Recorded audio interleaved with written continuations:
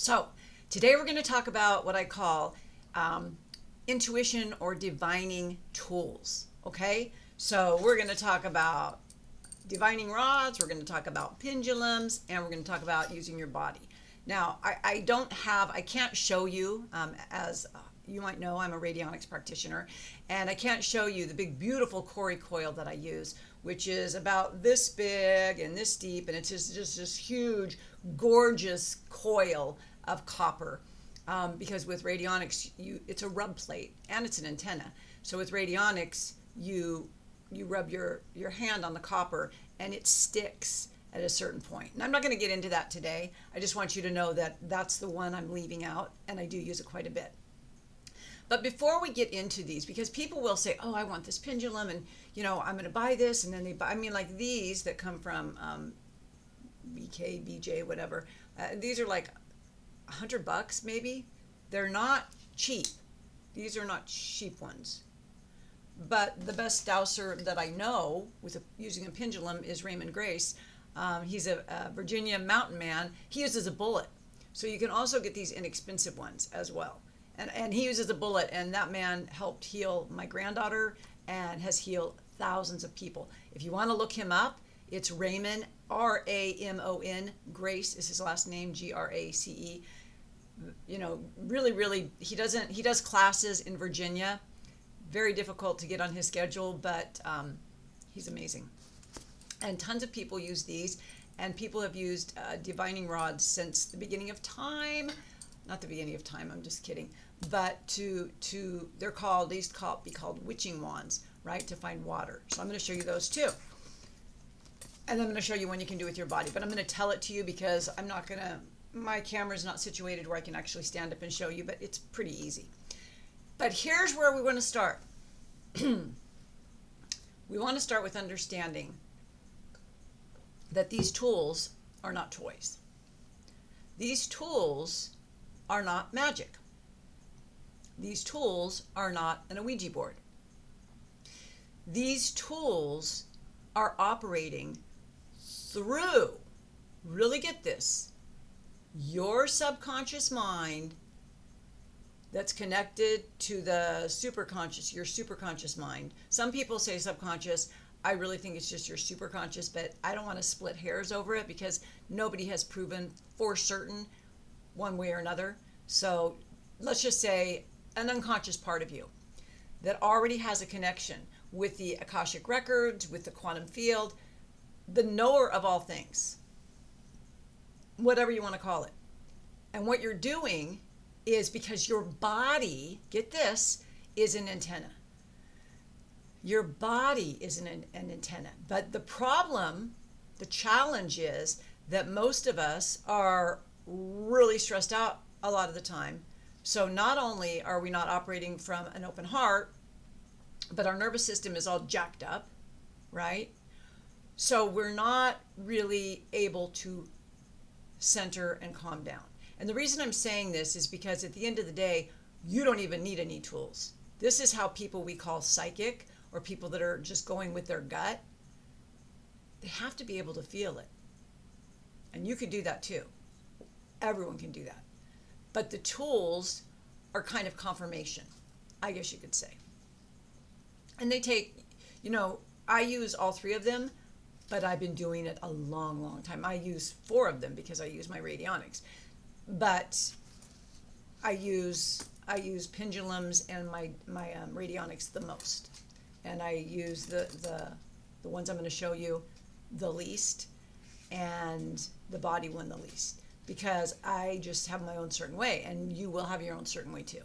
So it's essential, how I preface this, that you have to understand, if you're not in touch with your body, you're not going to get the results. I've had people who I tried to show how to use a pendulum, and they're like, okay, what's it doing? Is that yes or no? And they're swinging it around. No. You have to start being grounded. You have to be grounded. You go outside barefooted and walk around in the grass, hug a tree, drink some water, don't be hungry or thirsty, light a candle, make it like a little ritual. Because what I have found is that your higher self gets it, but it has to be invited to the room.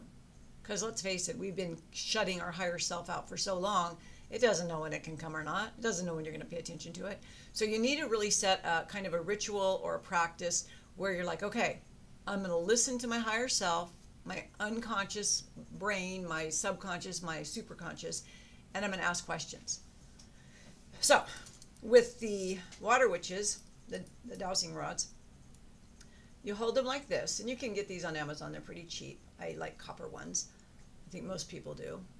But I've seen them, you know, my husband has used it out of wood. That's what they did in the old days. They used a branch that had a split in it, and it just leads you where the water is. Pretty crazy. But you just ask a question, like, is my name Tamara? Okay, so for me, when the answer is yes, it does that. It goes across. Okay, is my name Frank? So for me, when it's no, I always get an X. And I think it's like that for a lot of people. But you have to experiment. And you do it not by making a video about it. I'm just doing this to show you. You do it by practice. You know, is the client I have a meeting with today going to sign up with me? Oh, good. Is she going to be a handful? Oh. Would it be better for me not to work with this person? Okay, so I can help her. I do that all the time. All right, so that's just one way. Now, if you want to find water, you can look this up. This is not a full-on training. I'm just giving you ideas. Now, with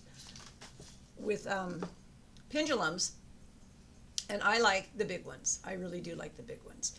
But with pendulums, you're doing the same thing. You're saying, give me a yes, but you're not moving it. You're letting it move itself. I'm not doing this. So yes for me is always like that. And then I say, give me a no. And it's going sideways.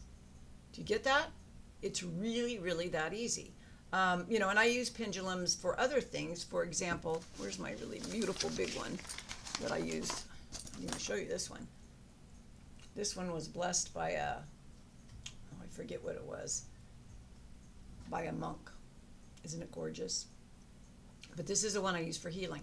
Now, this gets way different because when we do healing, I go into a meditative state and I focus in on the person that I'm working on, and you clear energy. The gentleman I told you to look up in Virginia, Raymond Grace, that's how he heals people. He gets that bullet and he just starts swinging it around, but he's not arbitrarily swinging it around. He's getting, by his own admission, he's getting into an alpha brainwave, and he's tapping into the quantum field where that person or that body of water or that school he wants to protect is. He's quantum leaping, he's timeline jumping, he's doing whatever you want to call it, whatever model you subscribe to. He's taking his superconscious mind, and he's making those changes, and he does it through clearing the energy field. Pretty cool stuff, right? Okay, the third and final way that I said I would show you is the sway test. So if you stand up very straight with your feet planted in the floor, so here's you standing right here, and you ask, is my name, whatever your name is, and you'll notice, plant your feet firmly in the ground, and you'll notice usually you'll go forward when it's a yes. And then go back to center and ask, is my name Frank? And if it's not, you'll notice your pull is just backwards. It's crazy, but it's very effective. Now, you may, depending on if you're right, left brain, how your circuitry works, it may be the opposite for you with any of these. I'm just showing you how it works for me and most people, but there are always exceptions. You know, my chiropractor friend, Dr. Dennis Crawford, God rest his soul, very, very dear friend of mine, who passed away about 7 months ago. And he actually wrote the foreword to 2 of my books. And he, because he was a chiropractor, and in the chiropractic world, muscle testing is really huge. And muscle testing was always tricky for me. And he used to try endlessly to teach me, but I never trusted my own body. And the way that a lot of coaches teach it is you do this with your fingers. Can you see? You do this, and then you ask a yes or no question. Give me a yes, very strong. Give me a no, very weak. So there are literally that many ways that you can test things, but it's not just about giving me yes or no's, right? It's about you know, I know people in the radionics industry who carry a pendulum everywhere they go. I carry one, but I don't like pull it out at a restaurant and say, what am I going to eat today? There are people that do that. You know, to each their own. I'm not going to criticize anyone for it. I mean, that's, people want to do that, that's okay. But what I'm saying is, it's not just about asking and getting questions, but that's the best place to start. And then as you work with it more and more, you can get more intricate in your questions. The one disclaimer I will give you that I always say is, if you are ever working on anyone else, you always must ask, is it good for me to do this right now? Is it right for me to do this? Is it okay for me to do this? Do I have permission to do this? Because you always want to make sure that when you're getting in anyone else's energy field, you have their permission for obvious reasons. Okay, so if you would like to know more, or you would like to work with me in whatever capacity as a coach or a radionics practitioner, helping your dreams come true, click on a link below, and I will